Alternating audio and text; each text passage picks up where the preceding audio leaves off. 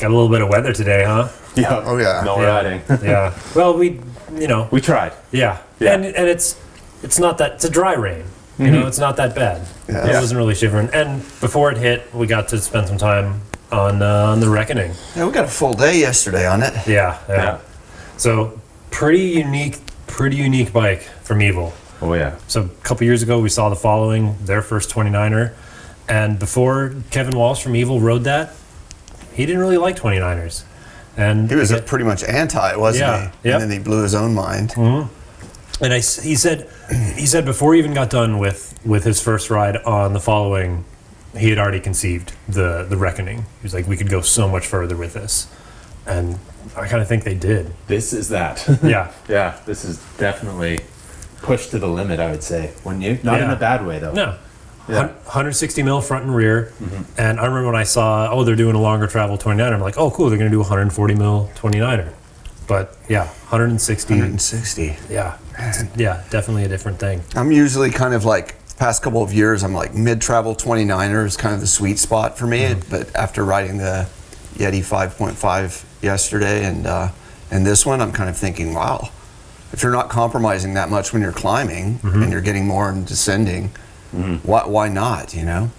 I still stand by the following being my dream bike, but this thing is really, as little as it's possible to do like an end-all bike to rule all bikes, this is pretty close. I know. It's insane.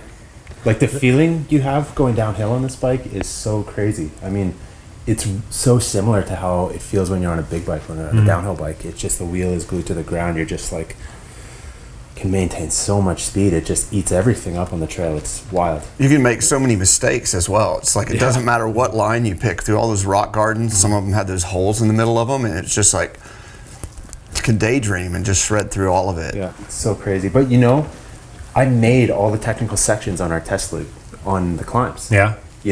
And I didn't really feel like I was paying that much of a penalty. I was using the climb switch on the rear shock and the Rock Shox Monarch Plus. And I mean, it goes up too, How'd the geometry feel on the climbs to you guys?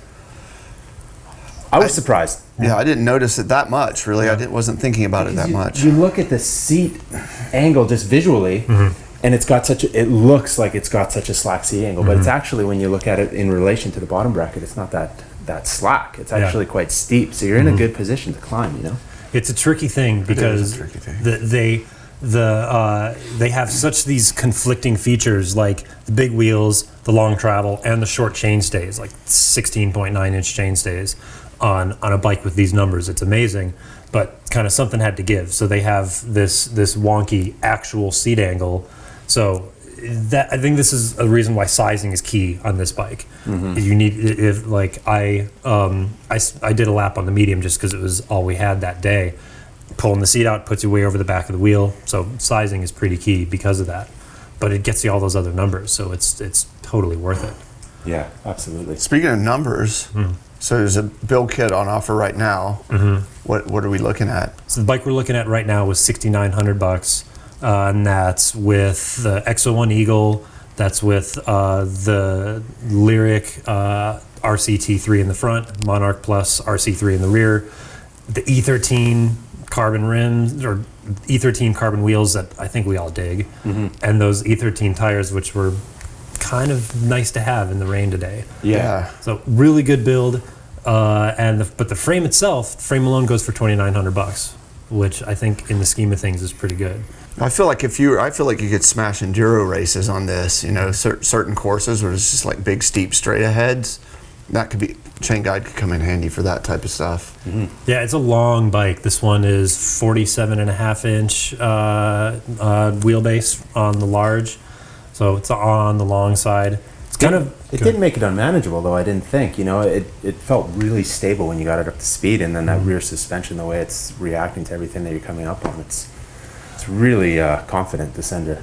It's really hard to find the end of this thing. 160 mil travel 29er. But then when I made a mistake, bottom outs are never harsh. I mean, that's part of the beauty of the Delta. So I did all my test laps in the low position, and I thought that was plenty low. And then there's extra low. Yeah. It's not low and high, it's low and extra low. I mean, for these trails where we don't have the sustained steeps, I don't think I'd want to go any lower. But Yeah. I mean, what's your take? So this one has a 300 in the low setting, not the extra low. It's got a 348 millimeter bottom bracket, which we have bikes in this category with that low bottom bracket, but they have like 20 millimeters less travel. Yeah, it's So- like 140 mil bikes, aren't Yeah, they? yeah. At 160 with that low of a bottom bracket, yeah, exactly. Unless you're really doing the steeps, it's the low setting. I think is perfect. I guess if the only thing I could even complain about it is the grips, and if that's the True. only thing you're complaining about on a bike, Yeah, it's pretty dialed, absolutely. I want to say one thing about climbing geometry. It's got by far the highest stack in the category. It's the 25 and a half inches of stack. So I really needed to slam the stem. In fact, I probably would run a flat bar on it. It would still be a nice neutral feeling bike, but you get the long travel fork and the 29-inch wheels. And so you kind of have to fight the geometry a little bit, I found. Interesting. One other thing, with the build that's going to be on offer, does it come with the Guide RSC brakes? Yep. Guide RSC brakes. Cool. I think it's pretty solid. Pretty good value for money too. It's crazy to say that for an Compared- almost $7,000 bike. Yeah. Especially when you can spend another $900 and get a push coilover rear shock.